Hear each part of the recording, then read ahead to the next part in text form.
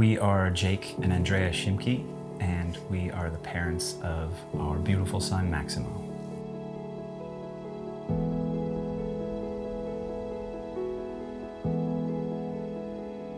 Six years ago, when we were both backpacking through Central America, we met in the city of Antigua, Guatemala.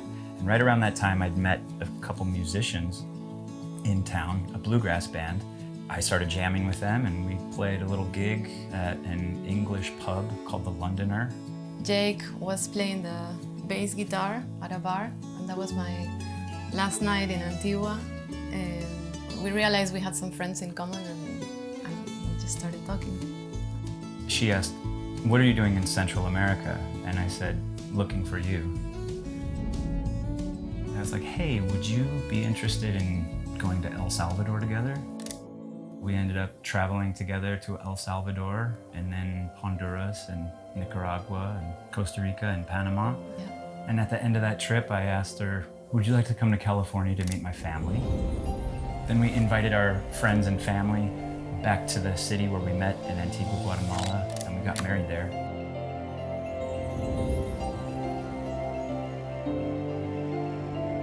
We decided to move to California, and that's when we learned and found out that I was pregnant with Maximo.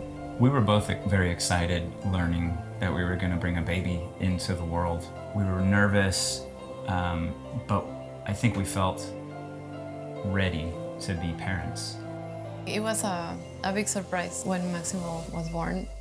A few days after coming home, I realized something was off. He was not looking at me or tracking or anything like that. He was always either sleeping or looking down. I was of the mindset that maybe he's a late bloomer. Let's give him a little more time. And Andrea was, no, I think there's something different about our son. Mm-hmm. They did the genetic testing 3 times in California, and the results came back with errors. So at the 3rd one, we learned that he has a rare genetic mutation.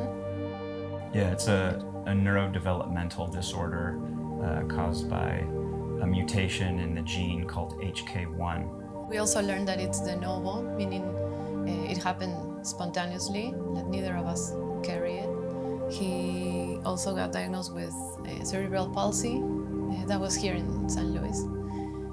Global developmental delays, and also his MRI shows brain abnormalities. We realized that doctors and hospitals might be something that would be a more regular part of our lives and of our son's life. And if that's the case, we might need to move to a larger city that has more services and perhaps a children's hospital. And the rural area where we were living did not have resources like a bigger city would. It took 1.5 years to learn about his genetic condition. We actually learned about it once we moved to St. Louis. We left California with not too many answers.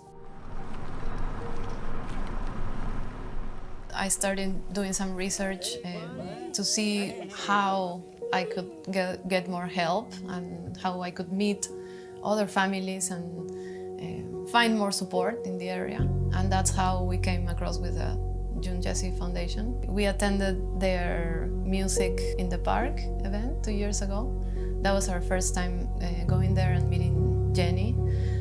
After that event, we learned there was another event coming up 2 weeks later. So I told Jake, hey, we should go. We might meet other parents that are, having the same experiences. Because before that, we didn't really meet too many people that were experiencing the same as us. Right? And I think that we were hesitant to hang out with friends of ours who had more neurotypical kids because we weren't sure how to talk about it, and we didn't know what to say.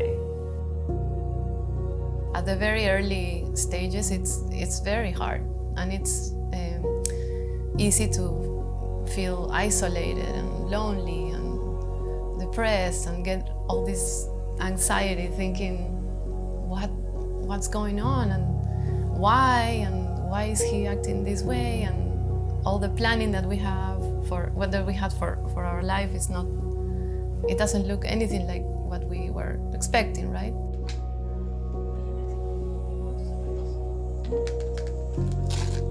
When a family first learns of a complicated neurologic diagnosis, they go through a lot of the stages of grief. There's mourning, there's frustration and denial and guilt.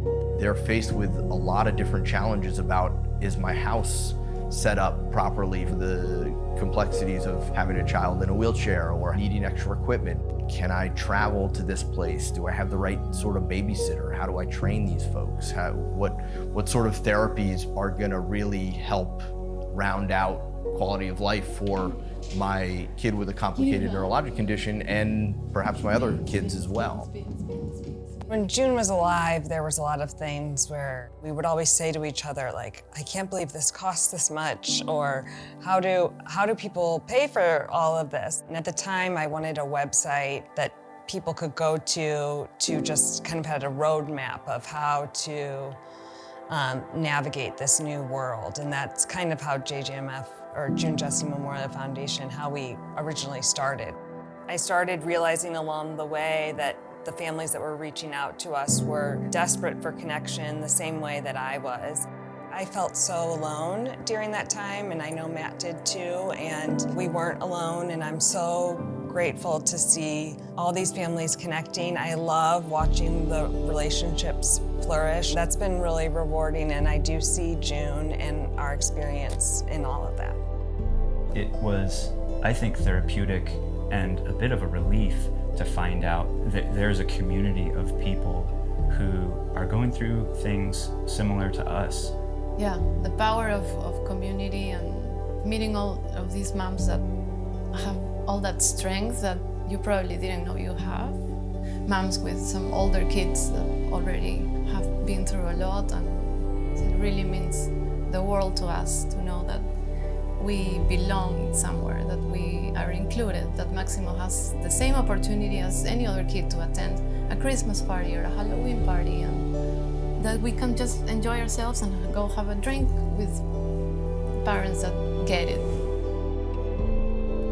In medicine, historically, we have focused on the quantity of years that a patient lives and not the quality of those years. We're limited with the resources we have to do that, honestly. We've sort of continued with medicines and the therapies that help, certainly with the quality, but don't really get to the day-to-day quality. And that's really where the JJMF comes in. I mean, they've helped us pay for some therapies that were not covered by insurance. Parent support groups. Yeah. It has also helped us as a family. I mean, I'm more emotionally stable now, and I think even our relationship has grown so much since we're both happy in a place that is giving us so much support with Maximo. We have become more like experts, I would say. We know now our son so much. He's beautiful and amazing, and he's living his own unique life, a happy life with everything that he can get. JJMF is here to help us and to help our child and to help other families.